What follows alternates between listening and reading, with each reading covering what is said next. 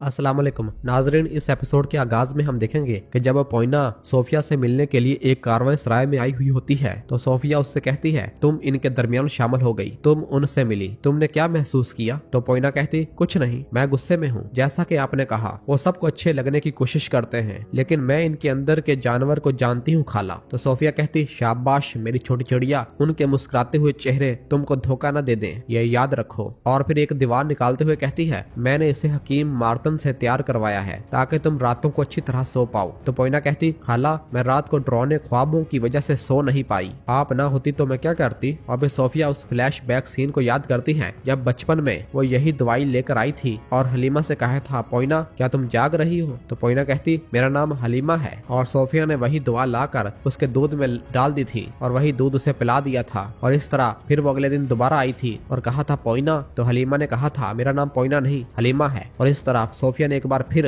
उसके दूध में वो दवा मिला दी थी और इस तरह हर रोज वो उसके दूध में दवा मिला दिया करती थी और उसे पोइना पोइना कहकर पुकारती थी। आहिस्ता आहिस्ता उसकी याददाश्त जाती रही, वो उसे दूध पिलाती रही और थोड़े अरसे के बाद जब उसने हलीमा को पोइना कहकर पुकारा और पूछा तुम्हारा नाम क्या है, तो हलीमा कहती पोइना, यानी वो अपनी तमाम याददाश्त खो चुकी थी। तो सोफिया निहायत खुश हुई थी और कहा था पोइना इधर आओ, और उसे अपने गले से लगा लिया था और खुश होते हुए कहा था खुश आमदीद छोटी चिड़िया। और सोफिया ने एक बार फिर पूछा था मुझे दोबारा बताओ तुम्हारा नाम क्या है? तो हलीमा ने कहा था पोइना। तो सोफिया बहुत खुश हुई थी और कहा था क्या तुम्हें मेरे बाल खूबसूरत लग रहे हैं? क्या तुम चाहती हो कि तुम्हारे बाल भी ऐसे हों? तो हलीमा कहती हाँ। तो सोफिया ने अपनी खिदमत गुजार से कहा था क्या तुमने पोइना को सुना, इसके बाल भी मेरे जैसे होंगे। और फिर इस मंजर के बाद पोइना सोफिया की जानब से लाई गई दवा पी लेती है जो कि उसके याददाश्त की दवा होती है। जब वो पीती है तो सोफिया बहुत खुश होती है और कहती है अच्छा तो कबीले में और क्या हो रहा है? तो पोइना कहती मंगोल उस्मान से टैक्स मांग रहे हैं। ये सुनकर सोफिया कहती उस्मान इसे कभी कबूल नहीं करेगा। पोइना कहती उन्होंने कोई जवाब नहीं दिया क्योंकि उस्मान कबीले में नहीं था, वो अपनी फौजी करारगाह गया है। यह सुनकर सोफिया बहुत खुश होती है और कहती है तुम मेरे लिए बड़ी खुशखबरी लेकर आई हो छोटी चिड़िया, उस्मान अब तुम मेरे हाथ में हो। पोइना पूछती आप क्या करोगी खाला? तो सोफिया कहती तुम देख लोगी, अब जाओ और खुद का ध्यान रखो। और इस तरह पोइना एक बार फिर सोफिया के गले लग जाती है। सोफिया कहती तुम मेरे लिए बहुत कीमती हो। और फिर पोइना वहां से रवाना हो जाती है तो पीछे से सोफिया कहती तुमको अपना बुरा माजी कभी याद नहीं आएगा, तुम मेरे इंतकाम का फरिश्ता हो।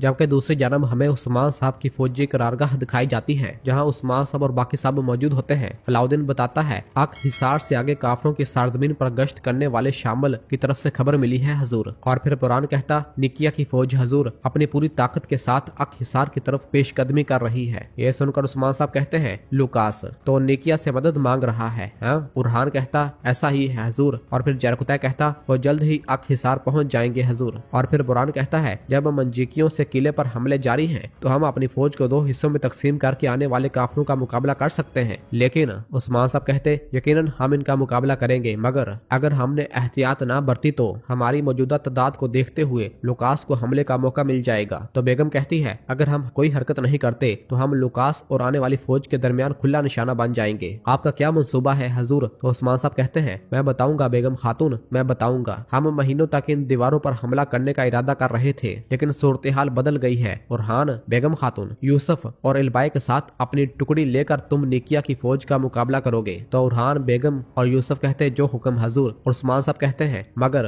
अगर तुम इन्हें रोकने में नाकाम रहते हो तो हम कल तक किला फतह कर लेंगे। इलबाई ने जो बताया वो पानी का रास्ता। बुरहान और जरकुतै तुम दोनों वहां से दाखिल होगे, दीवारों के नीचे आतिशी मवाद रखोगे। तो बुरहान और जरकुतै कहते जो आपका हुक्म हजूर। उस्मान साहब कहते हम जो चिंगारी भड़काएंगे वो वक्त पर रोशन होगी, बेखबरी में सोए हुए दुश्मन शशोपंज में मुब्तला हो जाएंगे। अल्लाह के फजलो करम से अक हिसार तुर्कों का वतन बनेगा। तो सब कहते हैं इंशाल्लाह इंशाल्लाह। और फिर नाजरीन इसके बाद हम अगले मंजर में देखते हैं कि आयकूत भागता हुआ बुरहान के पास आता है और कहता है बुरहान साहब मंगोल करीब आ रहे हैं। ये सुनकर बुरहान और जरकुतै बहुत परेशान हो जाते हैं और कहते हैं मंगोल, जबकि अगले ही लम्हे वो मंगोल एलची अपने सिपाहियों के साथ करारगाह की जानब आ रहा होता है, जिसे देखकर बुरहान जरकुतै से कहता भाई वो यहाँ क्या कर रहे हैं। जरकुतै भी उस मंगोल कमांडर को देखता है और सिपाहियों से कहता सिपाहियों होशियार होशियार रहो। और सब सिपाही चौकन्ना हो जाते हैं। जरकुताई उसे देखकर कहता तोइगर। बुरान कहता क्या तुम इस तोइगर को जानते हो? तो जरकुताई हाँ में इशारा करता है और बताता है ये मंगोलों का जल्लाद है। और फिर जरकुताई बुरान से कहता है भाई इसका यहाँ आना ये अच्छी अलामत नहीं है। और फिर मंगोल कमांडर तोइगर और उसके सिपाही अपने अपने घोड़ों से नीचे उतरकर आगे बढ़ते हैं। तो जरकुताई और बुरान उसके सामने आते हैं। जरकुताई पूछता तुम यहाँ क्या कर रहे हो, क्यों आए हो? तो तोइगर कहता है एक मंगोल खराब खून के साथ जो पैदा हुआ। जरकुताई डरो मत,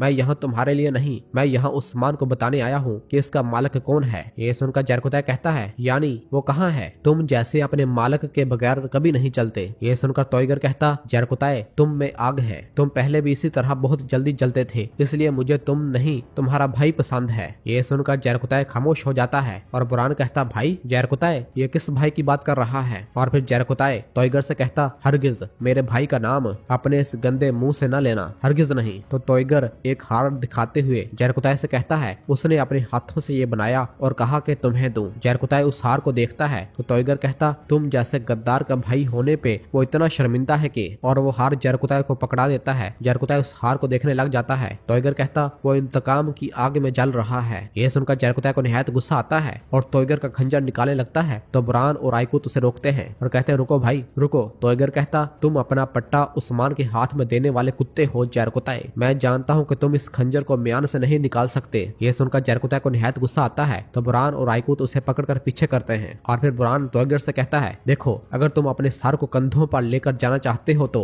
एक लफ्ज भी ना कहना, जो चाहिए वो बताओ, शाबाश। तो तोइगर कहता है तुम्हारे पास वो हिम्मत नहीं है, उस्मान को खबर करो मैं मंगोल एलची हूँ, मैं इससे बात करूंगा। तो बुरान कहता यहाँ इंतजार करो। और बुरान अंदर रवाना हो जाता है जबकि तोइगर भी उसके पीछे रवाना होता है। जबकि जरकुताई अपने भाई की जानब से भेजा हुआ हार देखकर बहुत गमगीन हो जाता है। और फिर अंदर खेमे में बुरान इजाजत लेकर जैसे खेमे के अंदर दाखिल होता है और आकर सलाम करता है और बताता है हजूर तोइगर नामी मंगोल। कितने में ही पीछे से ही वो तोइगर खेमे के अंदर दाखिल हो जाता है। उसे देखकर बुरान कहता दस्तूर। और बुरान दस्तूर दस्तूर ही करता रह जाता है, लेकिन तोइगर आगे बढ़ता है और बुरान को धक्का देकर पीछे कर देता है। ये देखकर बुरान और कई सिपाही अपनी अपनी तलवारें निकाल लेते हैं। उस्मान साहब उन्हें रोकते हैं और कहते हैं जरा रुको इसे देखते हैं। तो सब अपनी तलवारें म्यान में वापस डाल लेते हैं। और फिर तोइगर कहता है उस्मान मैं देख रहा हूँ कि तुम मंगोलों के वजूद और इनकी ताकत को भूल गए हो, मंजिलों की मंजिलें अबूर कर रहे हो। और फिर नेजा मेज पर दे मारता है। उस्मान साहब कहते हैं हम ना माजी को भूलते हैं और ना ही उस मुस्तकबिल से दूर रहते हैं जो हमारा इंतजार कर रहा है। तो तुम्हारा नाम तोइगर है, अब मुझे बताओ जरा तुम्हें यहाँ एलची बनाकर भेजने वाला हमसे क्या मांग रहा है? तो तोइगर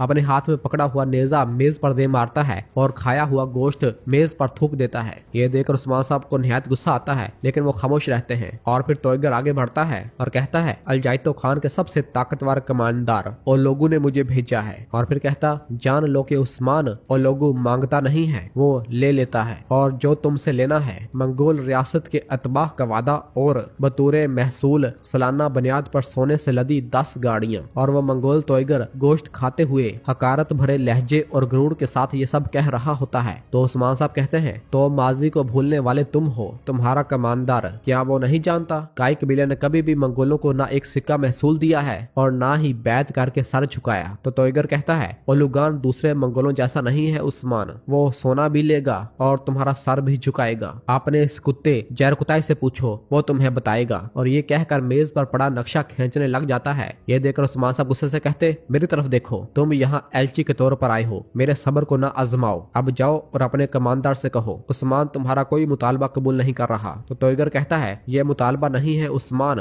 तुम्हें सिर्फ वो बताया जो हम तुम्हारे साथ करेंगे। और ये कहकर तोइगर वहाँ से रवाना हो जाता है। तो पीछे से उरहान कहता हजूर इन गिदड़ों ने हम पर नजरें जमा ली है, वो जल्द ही हम पर चढ़ दौड़ने की कोशिश करेंगे। उस्मान साहब कहते ठीक कह रहे हो। और फिर अलाउद्दीन से कहते हैं अलाउद्दीन जल्दी से कबीले जाओ, ये वाजे नहीं कि वो क्या कर दे, हर कोई तदबीर बढ़ा दे। तो अलाउद्दीन कहता जो हुक्म हजूर, और वहाँ से रवाना हो जाता है।